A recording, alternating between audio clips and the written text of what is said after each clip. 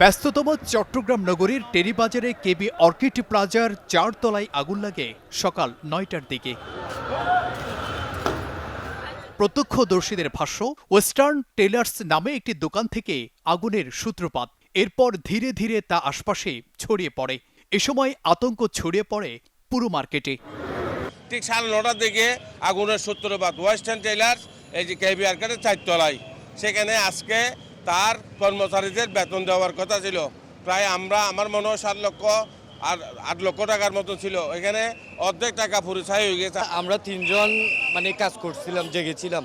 ওনারা ঘুমাইছিল, ওনাদেরকে ডাকা হয়েছে, কিন্তু বুলক্রমে 2-3 জন ওখানে ঘুমের মধ্যে থেকে গেছে। নামাজ পড়ার জন্য মসজিদে উঠছিল, ওখানে ঘুমাই গেছিল সম্ভবত। তো পরে আগুন লাগছে, ও ফোন করছে, বলতেছে ও নিঃশ্বাস নিতে পারতেছে না। আমরা তো মর্নিংটাই সকাল দোকান বন্ধ করে চলে গেছি, বাট কি তারপরে কি হয়েছে আমরা তো কিছু জানি না। আমাদের দোকানে কত লাখ 10 কোটি টাকার সম্বন্ধে আমার কত মানুষের খাবার